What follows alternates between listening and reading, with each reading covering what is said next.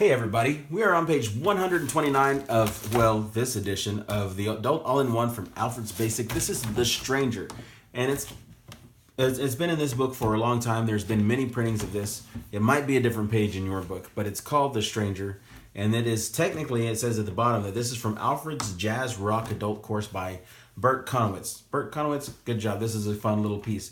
We're going to take this, it's in A minor, and it takes this very traditional progression of A minor down to G, then there's an F chord, and then an E major chord that's going to have an accidental because we're in the key of A minor. We don't have any sharps or flats, but when we get to this we need that G sharp. Let's just go over this real quick. I want to keep some of this covered up just for copyright reasons. This is an A, B, A, C, A, kind of a rondo form. We keep coming back to this A phrase that happens here. It's also going to happen at measure 9, and then we go back to it at the end because we've got this fine. That's where we end this whole thing. So you really only need to learn 3 different lines to get this piece down. The first line, the second line, and the fourth line. As far as the fingering goes, it does recommend a lot of different fingering switches and stuff like that, but it's not a technically demanding piece. It's supposed to be slow anyways, so don't kill yourself over the fingerings. Kind of move the camera over to the right because it's going to end up this, the range is all that, so there's middle C. I think the piano on the thing, it's a little bit off-centered. We're starting right here in A minor position, or A minor, I mean, it's not really whatever, but the right hand just has a simple falling thirds. And in the left hand, we have this cool pattern.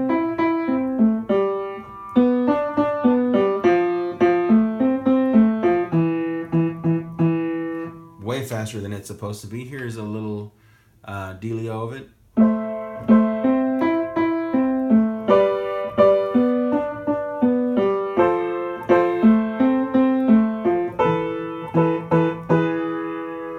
That happens again. Each line measures lines 1 through 4 does have a repeat sign from the end of the line to the beginning. So that would happen twice.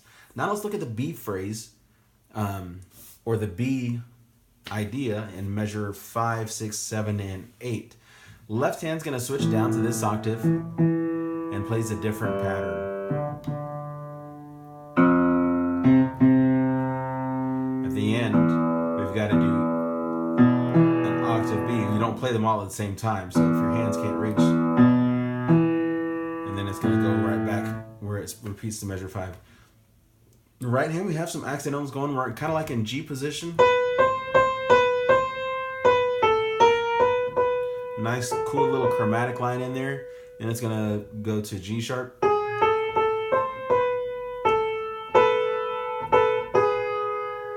going to play that slowly for you. This is measure 5, 6, 7, and 8. The main thing that you have to watch out for is when the left and right hand line up. In the first line, they line up really hardcore on beats 1 and 2. We had this little... The left hand goes on, but it lines up really well. In measure 5, 6, 7, and 8, it's a little bit different. So we have this.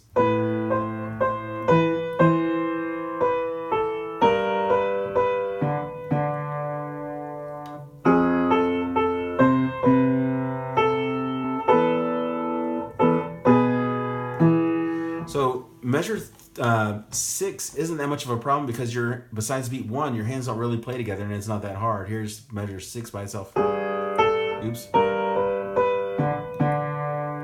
And the last measure is very homophonic. It's almost the same rhythm with each hand.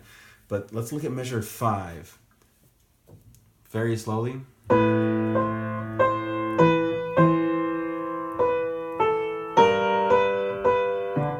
I guess that was also 5 and 6. Measure 7 has the same rhythm in the right hand, almost. It just ends with a quarter note instead of 2/8 notes, and it lines up kind of the same. Oh, I'm on the wrong notes here. Here's that again.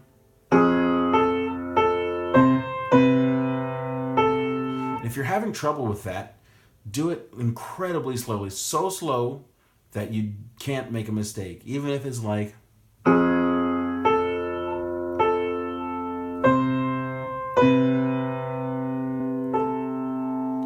has to be slower than that, don't worry about it, because if you get that the way that it feels right in a very slow tempo, it'll feel right all the way going up, and it won't be that hard. Measure 9 through 12 is the same as 1 through 4. So let's go on to measure 13 through the end. This is or not through the end of the last line written here. We're in C position now on the right hand, or left hand. I don't know my left from my right. Just like most of you, I guess. When I'm playing this, I always accidentally play the rhythm from measure 5. I'm just going to show you those rhythms here. So we've got this dotted quarter, eighth, half, and here we've got dotted quarter, eighth, quarter, quarter, and I usually mess up and play dotted quarter, quarter, half. Anyways, our right hand's gonna be in what is this? Yeah, like a C position octave up. This is C in the third space. I also don't know my lines for my spaces.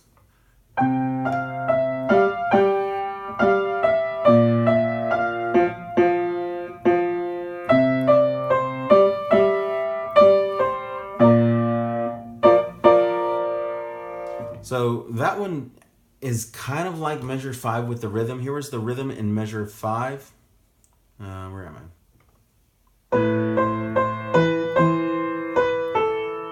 I guess it's nearly identical. Here's measure 13. The left hand has an extra note. And so if you have measure 5 down, measure 13, 14, 15, and 16 won't be that hard. Oh, I already played that once. The next time you go back, it says 8 VA, second time only. So the second time when you repeat, your left hand's going to stay here, but your right hand goes up. I don't even know if that's on camera. Anyways, I'm way up there on a G.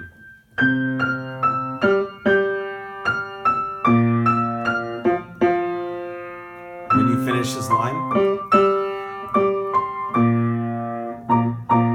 oops, I played that wrong. You go right back to the beginning.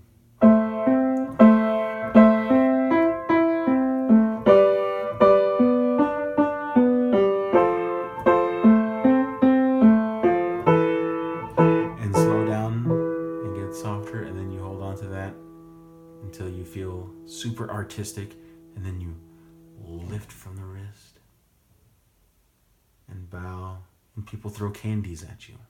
Okay, that's why we do this, for candies. All right, so that's The Stranger from the Alfred's Adult Piano Book. Hopefully that helps you. Have fun, guys. All right. Uh-oh, I haven't turned it off yet.